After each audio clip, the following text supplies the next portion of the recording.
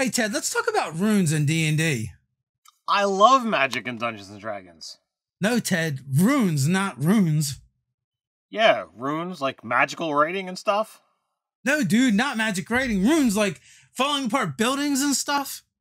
Oh, you mean ruins. Yeah, like I said, runes. Okay, Dave, let's talk about using ruins for players and DMs alike for Dungeons and Dragons.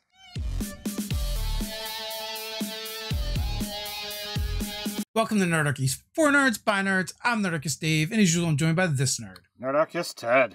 Plunder the ruins of YouTube for D&D videos by hitting that subscribe button. And if it's more Nerdarchy videos you're after, then you're going to have to ring that notification bell. You know, speaking of ruins, there's one thing that's going to be super useful when you're using them in your game, Ted. Is that going to be maps? It's going to be maps, specifically maps from our sponsor, Dungeon Fog. It is great mapping software tool that you can use right on their site. It makes map making so easy. It's so intuitive. These things look gorgeous. It makes me feel like I'm drawing on graph paper as a kid again, except for my maps never look this good. There's multiple tiers you can sign up for, including free. So you're going to want to check this out. And if, map making isn't your forte, but you still want to check it out, there's already ready-made maps, made by them and others that you can check out and use, or, get in and, begin trying your own map crafting by editing the ones that are already there. All right, so let's hop into it and, ask the question, what is a rune? We can kind of look up runes in, the definition and kind of see what that is and then talk about what it means, in D&D. So the definition, the state of being ruined, archaic, except in plural, the city lay in ruins, or the remains of something destroyed, usually used in the plural of ruins of ancient temples, the ruins of his life.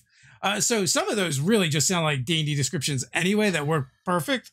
But, let's, break it down. What does ruins usually mean or represent within the confines of a Dungeons and Dragons game? For D&D, we're really talking about exploring lost places, things that have passed beyond standard memory. We're not talking about like, the village was destroyed yesterday or last month, and we're going to go, look at it and see what's going on. We're talking about things that are, typically from a different age. So, something that, what's going to be found there could have the possibility of changing life or changing, where the story goes for those that wind up going and exploring. Yeah, and the truth of the matter, ruins have been a big deal throughout fantasy and D&D. And, just the tip of the iceberg is some examples that, you can pull up looking at The Hobbit, Erebor, where Smaug's lair is. You have Lord of the Rings with Mines of Moria. With Forgotten Realms, we've got Myth Draenor. In Greyhawk, there's literally Castle Greyhawk. Eberron's, you have the Mournland Seer. It's a whole city that's nothing but ruins now, shrouded in mystery. Zendrick is basically, a place of full ruins left over from the Age of Giants. And then in Dragonlance, and forgive me if I'm pronouncing this wrong, but Zact Saroth is another place that, comes up in novels and adventures. Yeah, Cursed City. So as you can see, these tropes, go throughout D&D and the fantasy genre. And, it's the places like this that we cut our teeth early on in gaming. Both Dave and I have read a lot of the R.A. Salvatore novels, Drizzt or Drizzt Do'Urden. I still pronounce it wrong according to everybody. In that, there's several stories where Brunar Battlehammer wants to go reclaim, dwarven strongholds, dwarven cities, Streams of Silver, he's looking for, Mithril Hall, and then, later on he wants to go find Gauntlgrim. These are things that, harken back to what adventuring parties typically do. They're going to go find these places that, who knows what's living there now? Is anything living there now? Putting together these pieces, these clues to find out where these things lie and uncover them. Also, so what are some of the ways to use ruins in a D&D game? Perhaps some of the ways we've even used them in our own game, Ted. It's something that, ruins really have the ability to be used for all three pillars of D&D, combat, exploration, as well as role-playing, depending upon how you want to use them. But they're great adventures, whether you want to use it as a one-shot of like, oh, well, the party mistakenly, falls into one, wherever they're walking, through a jungle, what have you, the ground crumbles beneath them, and they find themselves somewhere else, and for whatever reason, they can't just climb up. They have to explore this place and find a way out. Or maybe it's something that this is something that's a character-driven arc, that they seek these kinds of places. They want to find these lost, places and plumb their depths for knowledge and magic items or what have you. So they're great, building blocks from either direction. Yeah, ruins, have appeared in many of our games, and as the DM, you can use them in a lot of different ways, right? It could be a lost city, an abandoned temple. It could even be a derelict ship. Expedition to Barrier Peaks is a spaceship, right? So there's a lot of different ways you can add ruins into your game and kind of have the players explore them. And, they're just like ready-made dungeons for us as DMs to plop in our campaigns. But they can do so much more than that. Like Ted said, they can tell part of the story. They can inform the players on things from the past in the world, and maybe even things to come in the future, depending on what kind of plot threads you want to interweave within your ruins.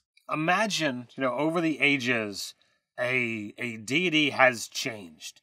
We're not talking about, centuries. We're talking about thousands of years. The worshippers have made such an impact on what that deity is.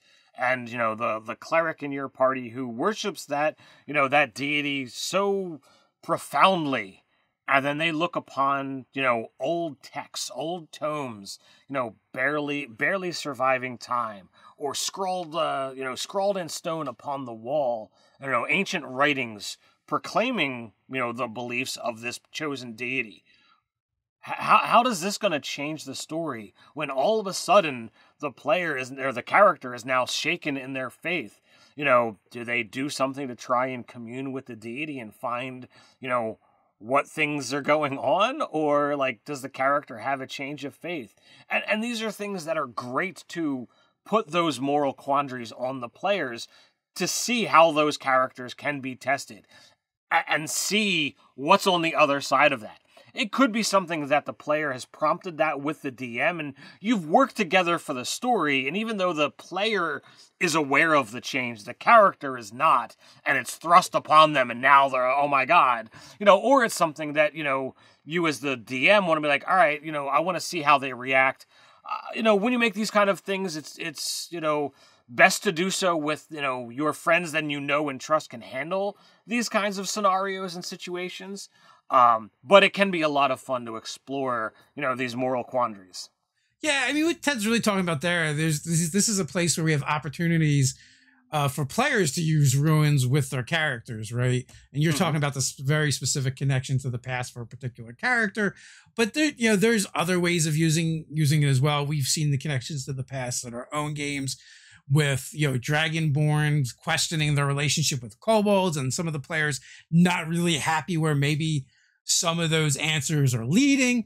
But it's also a great place to really let a player use skills and tools on their character sheet, right? If they happen to be skilled with mason tools, or they're dwarves with knowledge of ancient stonework, they might know how things work. Or even other more obscure tool sets where you can see where they've been used, and the characters, the players that use them, maybe there's a stained glass window that has survived all this time, and that player knows something about that and can use that tool proficiency to figure it out. But also you're gonna have all kinds of obstacles a lot of times, and hazards in ruins, just from things kind of falling apart without any malintent, right? Just because it's an old place. So right off the bat, that brings to mind you're going to probably have to use athletics and acrobatics in order to help you get around. Investigation and perception are going to allow you to, see what's going on around you and identify those potential hazards and dangers.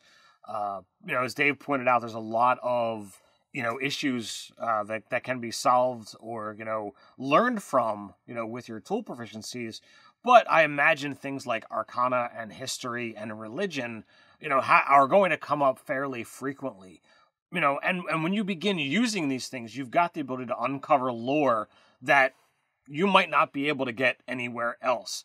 It could be, ancient building techniques or, design techniques that aren't around anymore. And if you were to bring those things back, perhaps there's a mechanical bonus to your character for employing those, stained glass techniques that have been lost to the ages.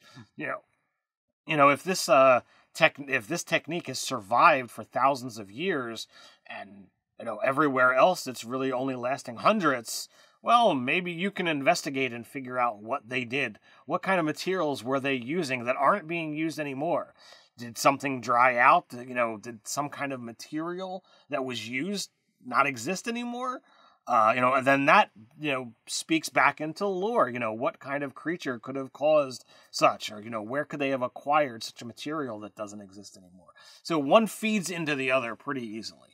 Yeah, not only is it a place to explore the ruins themselves within the game, but you can explore some of those abilities and skills and tool proficiencies on your character that you haven't been using as much. Don't be afraid to ask your GM about, a skill or tool proficiency that you didn't think would be handy, that, maybe you can figure out a way to use it and your DM will be more open to it. Did you like this video? Here's another one that we talk about ruins in a more specific way. Quest for a Sunken City, hooked on D&D adventure. If you like the content that we're creating over here on YouTube, do you want to help us create some more? Then support us over on Patreon.